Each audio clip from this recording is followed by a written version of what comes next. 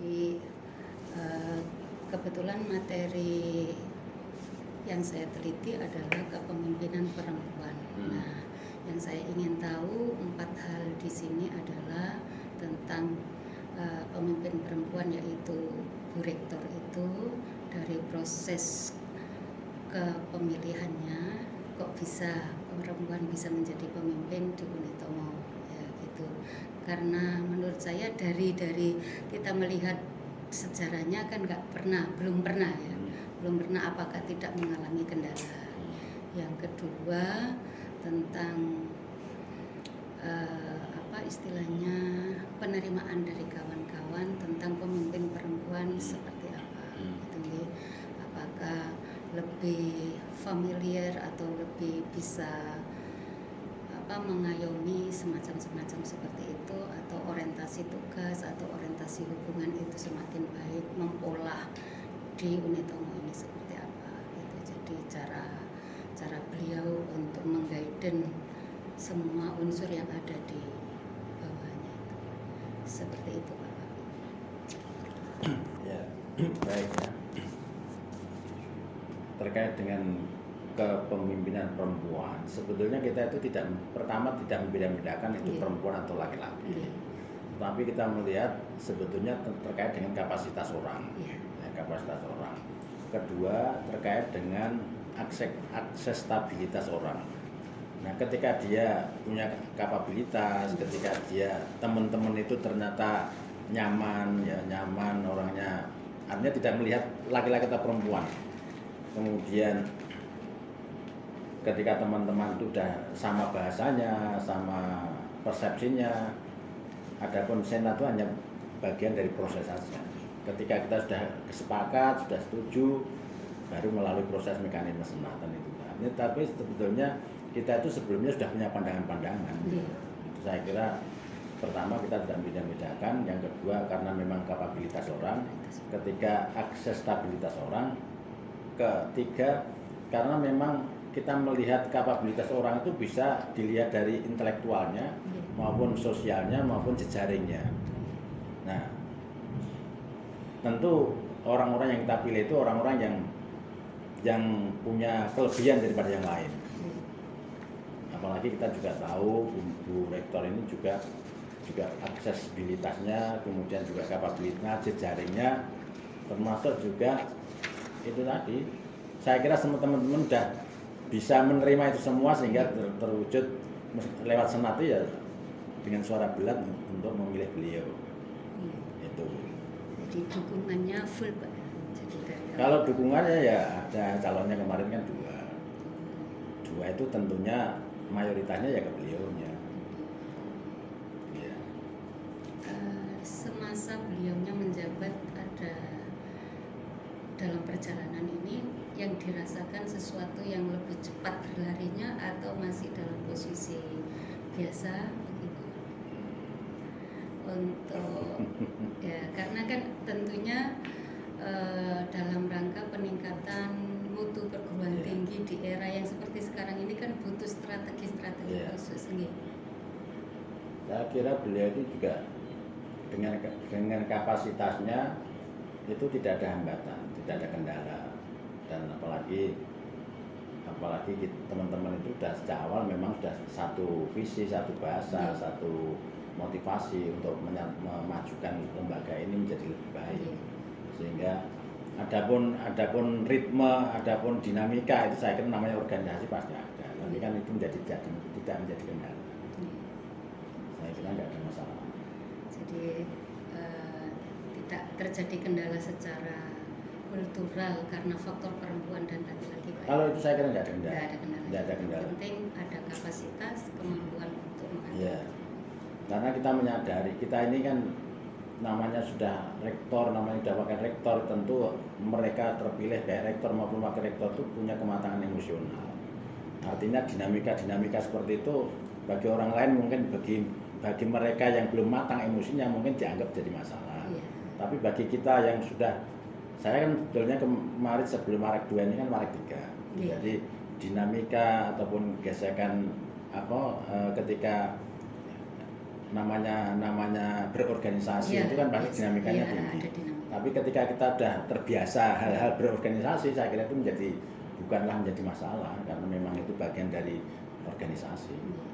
Mohon maaf, misalnya gini kan orang itu mesti ada fluktuatifnya yang namanya biasanya dalam bahasa pada pandangan umumnya itu perempuan itu emosional, ada masa-masanya fluktuatif secara emosi.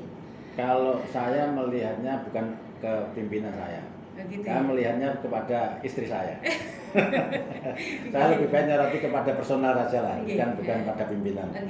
Artinya ketika istri mendekati masa-masa menstruasi, kadang-kadang kan itunya kan tinggi kan anunya. Sehubungan dengan itu kan mungkin pas waktu itu ada sedang rapat atau apakah itu mempengaruhi? Kayaknya selama ini nggak nampak kayaknya. Ya, artinya mungkin ya karena kita ini sudah menyadari bahwa kita berorganisasi itu ya seperti itu, akhirnya kan dianggap biasa gitu. Dianggap biasa. Jadi bukan masalah. Kalau misalnya menjumpai ada di antara staf atau ini yang kurang pas sesuai dengan SOP, kira-kira Ibu seperti apa untuk menanggapi? Ya, biasanya itu ketika ada sesuatu yang tidak sesuai yang diharapkan, ya biasanya kita dipanggil, kita diajak diskusi, sehingga kan mempunyai persepsi yang sama. Biasanya gitu, biasanya. Artinya ya hampir jarang, ya hampir nggak pernah ya kita sampai dimarah ya atau apa. Ya biasa, bagi kita juga biasa. Iya. Terima kasih. Saya kira itu sudah mewakili. Untuk selanjutnya kan ini sudah ditunjuk sama Ibu diantaranya wakil rektor 3 dan 4. Kalau saya untuk mencari data tentang prestasi perguruan tinggi itu melalui SITEN ya, GPM. Data prestasi itu pengertian data prestasi tentang apa? Karena banyak indikator. Ya kayak semacam perguruan tinggi untuk tahun ini masuk peringkat keberapa? Oh itu mungkin ke penjaminan mutu yang Penjaminan Pak di BPM itu punya datanya semua yang terkait dengan, karena beliau kan nangani institusi maupun menghandle, memonitor potret untuk pengembangan produk-produknya itu. Iya Pak, mohon maaf ya. Untuk di Unitomo ini kan wakil rektornya 4 nih. Sementara di tempat saya tugas itu kan cuma 3. Kalau sampai 4 itu, yang keempat ini lebih fokus ke arah mana? Yang jelas pertama namanya membentuk organ ataupun kelembagaan itu pasti kompleks kepentingannya, baik kepentingan yang bersifat normatif maupun kepentingan yang bersifat fungsional maupun emosional. Artinya ketika ya itu tidak hanya di tempat di Unitomo, mungkin di tempat lain pun juga faktor-faktor kepentingan personal, kebetulan personalnya itu punya kewenangan dan sebagainya, saya kira juga bisa mengakomodasi hal seperti itu. Berarti untuk di sini nih Warek 1 itu membidangi akademik. Iya, Warek 1 akademik, Warek 2 SDM administrasi keuangan, Sarpras itu. Warek 3 itu terkait dengan mahasiswa, Warek 4 itu kerjasama, promosi. Nah, itu. Kalau di sini keuangan sama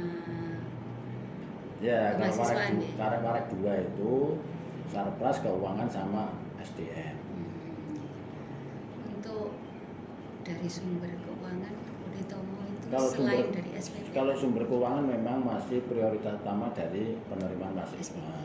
Tetapi kita berusaha untuk ini mengembangkan sumber-sumber di luar mahasiswa. Itu yang sekarang kita rintis, itu diantara kenapa kita sekarang membentuk badan perencana, itu diantaranya menggali sektor-sektor yang non mahasiswa tadi. Karena kita melihat infrastruktur kita ini kalau hanya mengandalkan mahasiswa kan tidak memungkinkan. Makanya. Tapi di sini lahannya luas. Ya lahannya luas, cuman kan membangunnya ini yang butuh disewakan untuk pernikahan kayak gitu. Itu kan perlu sarpras, perlu ruangan, gedung dan sebagainya. Ini memang sudah dalam perencanaan kita. Sudah dalam perencanaan kita untuk menata itu semua. Terkait tata lahannya tadi, tata guna lahan maupun juga tempat-tempat perkuliahan dan sebagainya. Sudah bagian dari perencanaan. Untuk bagusnya mungkin dalam penggarapan di periode ini.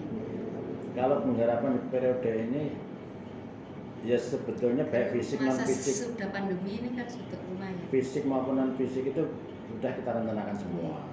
Fisik itu terutama untuk merenov yang gedung-gedung yang sudah tua lama gitu. Kemudian perencanaan ke depan juga kita berusaha untuk merencanakan towernya yang baru, tapi mungkin masih dalam perencanaan.